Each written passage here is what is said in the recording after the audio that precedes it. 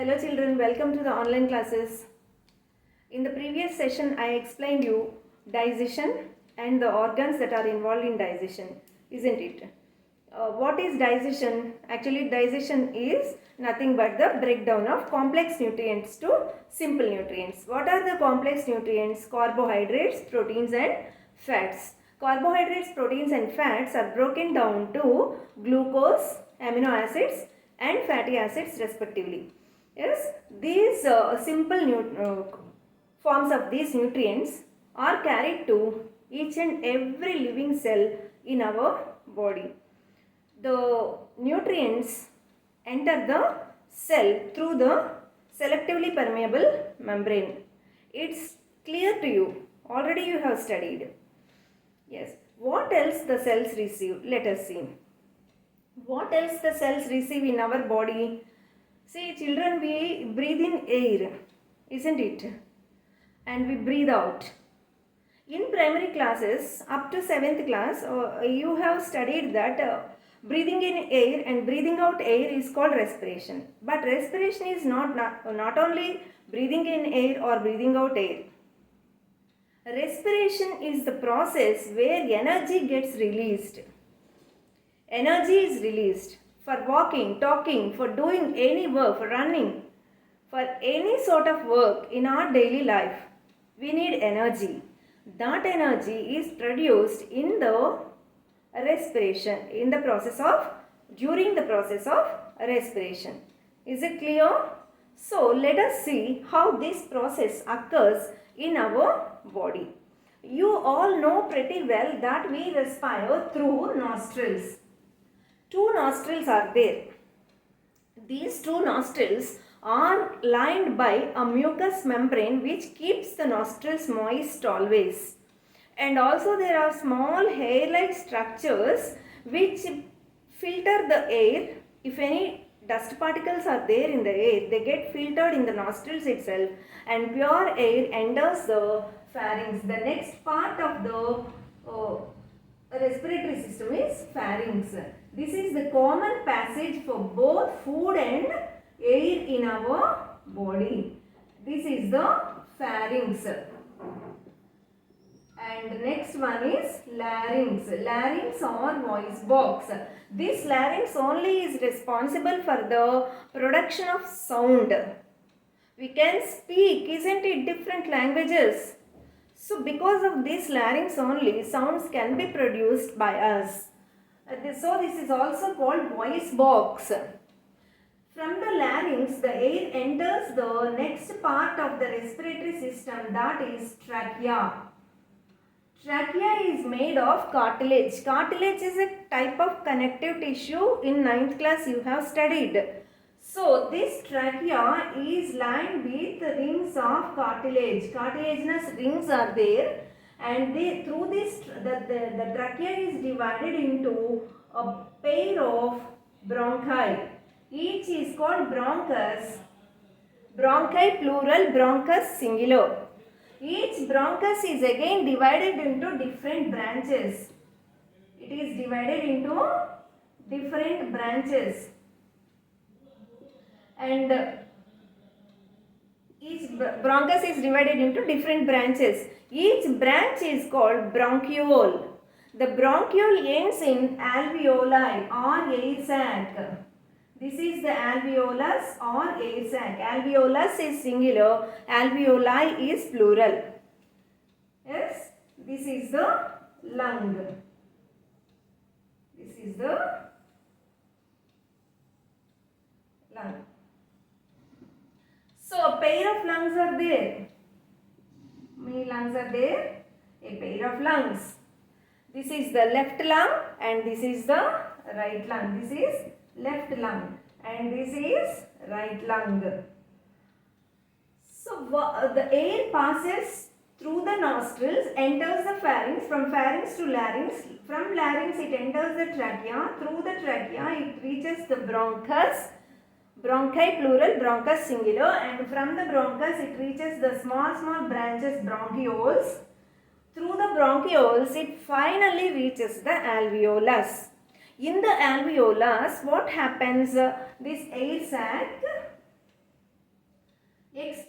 of gases occur. From the alveolus, the blood vessels, arteries receive oxygen, and from the different living cells, the carbon dioxide is brought back to the alveolus. How this carbon dioxide is produced, I will tell.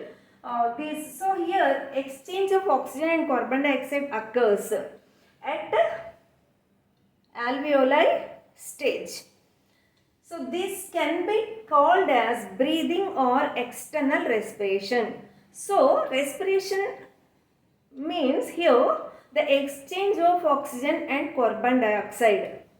It is occurring at alveoli. This also can be referred as external respiration. External respiration or breathing, we can say. So below the lungs there is a muscular wall. This is called diaphragm. This diaphragm can contract and expand. The diaphragm can contract and expand. When we breathe in air, the diaphragm goes down. When we breathe out air, the diaphragm comes up. This diaphragm separates the chest region from the thoracic region. Head, neck, chest, and down part is thorax, isn't it? So in the chest region only a pair of lungs are there, isn't it? They are spongy, and below the lungs there is a muscular wall called diaphragm which can move up and down during respiration. Yes, is it clear?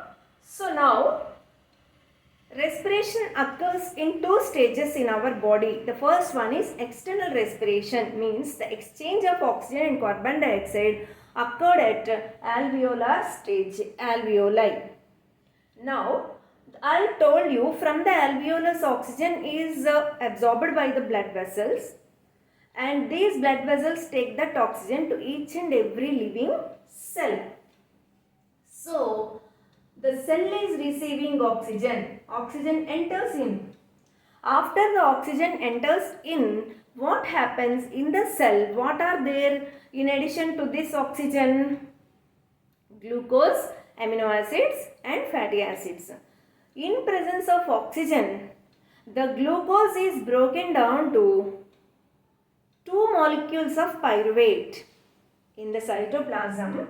After the oxygen enters the cytoplasm, in the cytoplasm of the cell, the glucose molecule is broken down to two molecules of pyruvate. What is the formula of glucose? C6H12O6. This 6 carbon compound is broken down to two molecules of pyruvate. Each is a 3 carbon compound. So, here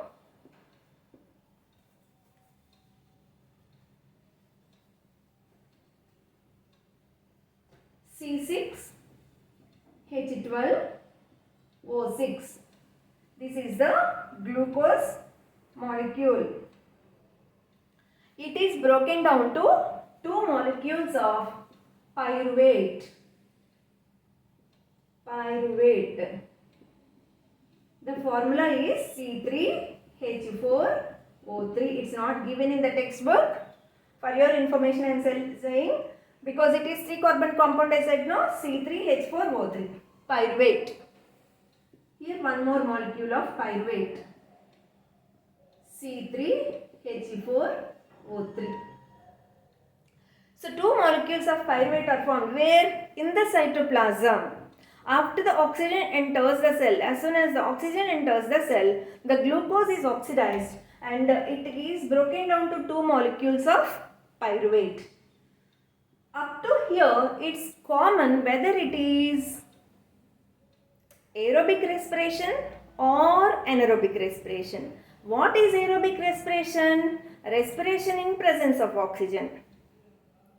Breakdown of pyruvate into by breakdown of pyruvate into ethyl alcohol or lactic acid or carbon dioxide, like that it is broken down. So this is in presence of oxygen within the mitochondria. Actually, I said pyruvate is formed in the cytoplasm. That pyruvate enters the mitochondria. Mitochondria is the powerhouse of the cell. Last year you have studied, isn't it? So the pyruvate molecule enters the mitochondria. In the mitochondria, the pyruvate is still oxidized and the change occurs there. Energy is released. When the pyruvate is oxidized in the mitochondria, energy gets released in the form of ATP, adenosine triphosphate. That energy we utilize for our daily activities, isn't it? That ATP only we utilize for any activity in our life. So, the pyruvate, how it undergoes oxidation in the absence of oxygen or in presence of oxygen, let us see. You have studied anaerobic respiration that occurs in yeast and muscle cells of our body. Already it was there in 7th class, anaerobic respiration. What is anaerobic respiration? In the respiration in the absence of oxygen you have studied. Means what? The oxidation of pyruvate in the absence of oxygen. The oxidation of pyruvate in the presence of oxygen. That is aerobic and anaerobic difference. Aerobic respiration means the oxidation or the pyruvate breaks down and energy is released in the presence of oxygen. Anaerobic respiration means the pyruvate is oxidized and broken down and energy is released in the absence of oxygen. In the absence of oxygen means where does it occur? Especially in the yeast. So pyruvate is oxidized in the yeast. For example, in the yeast is a type of unicellular fungus. So they respire in the absence of oxygen. In yeast also, pyruvate formation occurs in cytoplasm only. Keep it in mind. Pyruvate is always formed in the cytoplasm. The pyruvate is further oxidized in the mitochondria, whether it is aerobic respiration or anaerobic respiration. Understood? Is it clear? So, in the yeast, this pyruvate molecules enters the mitochondria. Mitochondria is the powerhouse of the cell. Energy gets released. The pyruvate gets oxidized within the mitochondria. Yes?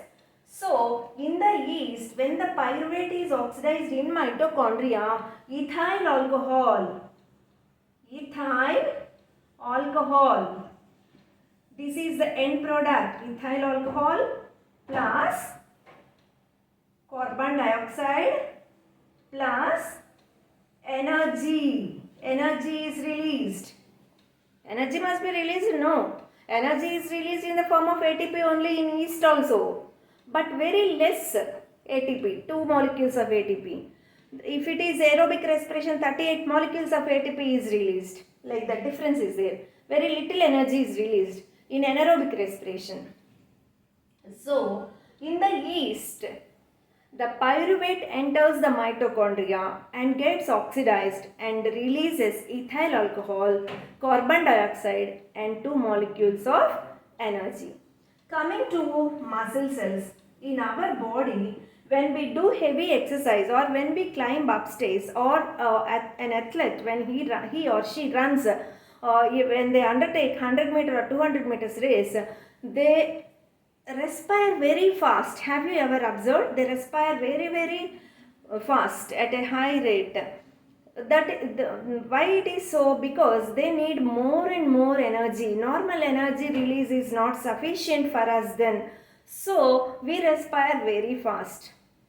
Normally we respire 18 times per minute, but that is not sufficient. More than that, maybe 22, 26, 24, like that they may respire, but more than that we can't. More than 24 times, 30 times we can't respire, isn't it? So, in that moment, what happens is, in the muscle cells, the glucose is broken down in the mitochondria of the muscle cells and energy is released. Can we call it as anaerobic respiration? So in the muscle cells also, anaerobic respiration occurs during heavy exercise. But the end product is different from the anaerobic respiration that occurs in yeast. In yeast, the end product is ethyl alcohol, carbon dioxide and energy. But here in muscle cells, the final product or the end product of anaerobic respiration is lactic acid. Lactic acid plus energy. So, yeast respires in the absence of oxygen, means the pyruvate is oxidized in the absence of oxygen in yeast as well as muscle cells. But only the difference is, in yeast the end products are ethyl alcohol, carbon dioxide and energy. But in muscle cells, when the glucose is broken down in the absence of oxygen during heavy exercise, whenever there is a need, lactic acid is the end product along with energy. Yes, is it clear? And coming to our normal process, that is aerobic respiration. Aerobic respiration in every living cell. In every living cell it occurs. In the cytoplasm, pyruvate molecule is formed. It's common. And this 3 carbon compound C3H4O3, the pyruvate, is further oxidized in the mitochondria of the cell. It enters the mitochondria and it is oxidized in the mitochondria. As a result, what are the end products here? Carbon dioxide. You all know we release out carbon dioxide. Water vapor plus energy. There is no formation of either ethyl alcohol or lactic acid. But what are the end products? Carbon dioxide, water and energy. When we breathe out, you observe, you breathe out onto a mirror and see on the mirror a layer of water vapor forms. So, by that you can understand that the air we breathe out has carbon dioxide and water vapor. Because our body does not need carbon dioxide and water vapor, we release out. During fermentation also carbon dioxide is produced. That carbon dioxide only makes the cake or idli dough or bread dough to swell, isn't it? The dough becomes swollen and the cake or bread becomes spongy, idli also spongy and soft because of this carbon dioxide. It is used in alcohol industry. Ethyl alcohol is the final product. That is why wine industries, yeast is used. So, in a normal cell of living organisms, either it is a plant or animal or human being, the pyruvate is oxidized within the mitochondria and the end products are carbon dioxide, water vapor and energy. Energy we utilize for our daily activities and carbon dioxide and water vapor are sent out. When we breathe out, you take lime water into, lime means not nimmakai, sunnapu neeru. So lime water into a test tube and breathe out into that. The lime water turns milky because carbon dioxide turns lime water milky. By this we can come to know that the air that we breathe out has carbon dioxide and water vapor. Is it clear, children? So, respiration, 2 types of respiration occurs in our body or in any living organism, either a plant or an animal. What are they? External respiration and internal, not 2 types. A respiration occurs in 2 steps. External respiration, internal respiration. External respiration means exchange of oxygen and carbon dioxide at the alveoli or in the lungs in the alveoli. And the internal respiration means exchange of oxygen and carbon dioxide at the cellular stage. At the cellular stage it is internal respiration. At the alveolar stage it is external respiration or breathing. What is the difference between external respiration and internal respiration? External respiration is just exchange of gases, physical process. But internal respiration is a chemical process because their oxidation is also occurring. Oxidation of glucose. Isn't it? A chemical process we can say. Energy is released in internal respiration, but energy is not getting released during external respiration. That's the difference between external respiration and internal respiration. Is it clear? And this glucose, the simple form of carbohydrate, C6H12O6, is broken down in the cytoplasm of the cell, not in the mitochondria, in the cytoplasm of the cell into two pyruvate molecules which are 3 carbon compounds. This pyruvate enters the mitochondria either in yeast or muscle cell or any living cell, and there in the mitochondria it gets oxidized and energy is released. But the end products differ from yeast or muscle cells or normal living cell.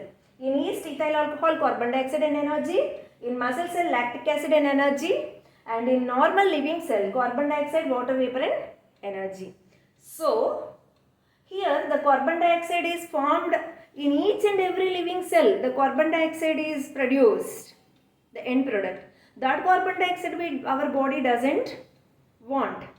So, that carbon dioxide is absorbed by the blood vessels and it is taken back to the alveoli, from the alveoli to the bronchioles, bronchioles to bronchi, bronchi to trachea, trachea to larynx, larynx to pharynx, and from pharynx to nostrils. Through nostrils we expel out, we send out that carbon dioxide. This is the process that occurs throughout our life until our last breath, isn't it?